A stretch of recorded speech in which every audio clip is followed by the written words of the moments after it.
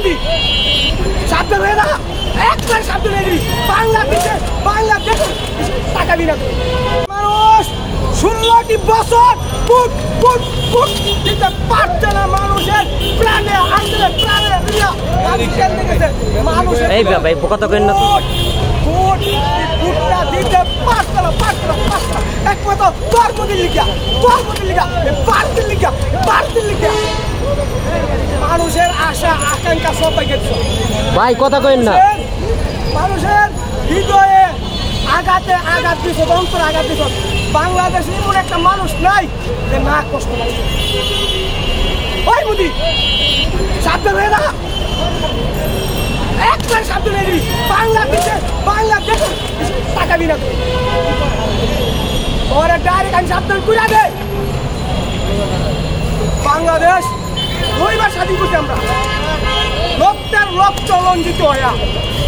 এই দেশ এমনি স্বাধীন হয়েছে না, পরে আবার লক্ষ পানি কইয়া এই দেশ স্বাধীন করছি। তুই হালি দালালি করতি তোর দালালির জন্য। হ্যাঁ আমরা লোক দিচ্ছি তোর দালালি করবার লিগা। আমরা মরতো জানি, বাঁচতো জানি, আবার চিনি আনতো জানি।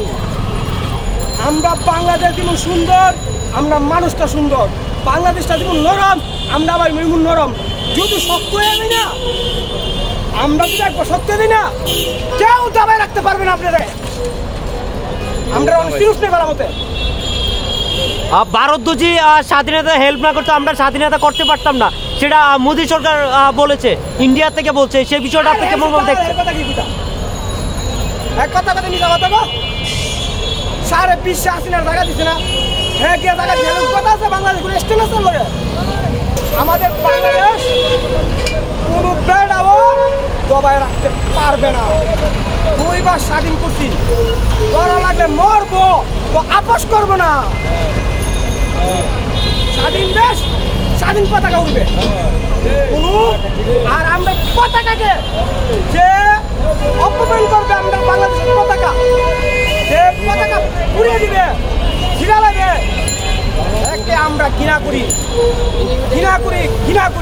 আমরা বাংলাদেশকে যে অপমান করবে তার বাংলাদেশে সোনার বাংলাদেশ, স্বাধীন বাংলাদেশ, আমাদের বাংলাদেশ বাংলাদেশকে সম্মান করবে। আমি তাকে সম্মান করবো। নির্বাচন নিয়ে আমার অনেক কিছু বলার আছে। হ্যাঁ বলেন। বাংলাদেশের নির্বাচন নিয়ে অনেক ইতিহাস আছে আমার। আপনার 16টা বছর মানুষ ভোট দিতে পারছে না, এবং আমি জীবনে ভোট দিচ্ছি। আমার জীবনে আমি কোনো ভোট দিতে পারছি না, আর আমি এবার প্রথম ভোটটা আমি দিব। কিন্তু আমার আইডি কার্ডও নাই, জন্ম নিয়ন্ত্রণ কার্ড নাই, কিচ্ছু নাই আমার। কিন্তু এবার প্রথম কর্ম কইরা প্রথম ভোটটা দিব। কারণটা কি জানেন? আমার বাড়ি সে ব্রাহ্মণবাড়িয়া, সুহিলপুর আমার বাড়ি জন্মস্থান। কিন্তু আমি অনেক মানুষে আমার গাড়ি জানিয়ে গেছে নির্বাচন, এরা নির্বাচন কেন্দ্রে গেছে পরে তো বুড়ো হয়ে গেছে। 40 বছরে মরা লাশের বুড়ো বলে হয়ে গেছে। এই দেশে নির্বাচন কাটা বুড়ো দিতে যাইব। কিন্তু দেশ যখন স্বাধীন হয়েছে, মানুষের রাস্তাটা মনে ফিরে আইছে। ডক্টর নিউজে যখন বাংলাদেশ তত্ত্বাবধায়ক সরকার আছে, তার অধীনে বাংলাদেশ প্রত্যেকটা মানুষের যেমন নির্বাচনে ভোট দিতে পারে, এই মানুষের প্রত্যেকটা মানুষের আসে। আমি বলতে চাই যে নির্বাচন আপনি পকর দিনে গেছে গা, পকর দিনে মানুষ কি ভালো বলতেছে না খারাপ বলতেছে? ভালো বলতেছে, খারাপ বলতেছে। এই পকর দিন কারেন্ট এজেন্ট ছিল। বলেন আপনি বলেন। পকর দিনে খারাপ বলতেছে। হ্যাঁ পকর দিনের সময় একটা শব্দ ছিল না। আর বাংলাদেশে ডক্টর ইউনূসের সময় আন্দোলনে কোনো শেষ নাই। এই দাবি সেই দাবি সেই দাবি, কোন দাবি না দাবি, যেটা লাগবে হইলেও করে, যেটা না লাগবে হইলেও করে। ওই আপনার বেটে জাতীয় লীগ, আনসার লীগ, ওই আপনার কত লীগ হয়েছে গা মানে হারা, ওই কিন্তু যুবলীগ আওয়ামী লীগ হারা একটা 14 বৈশাখ দিয়ে আন্দোলন করে। কিন্তু নির্বাচন আমি ডক্টর প্রধান উপদেষ্টা ইউনূসকে বলি, ইউনূস সাহেব আপনি নির্বাচনটা যে হুলতাছি সামনে বছর নাকি নির্বাচনে আসবে, তাহলে আপনার বাংলাদেশ 18 কোটি মানুষকে সামনে বাঁচিয়ে দিচ্ছে যে আমরা এবার ভোটটা দিব। আমি চাই যে এই বাংলাদেশে আপনি নির্বাচনটা দিবেন সারা দেশ হাতের মুড়ে আনতে,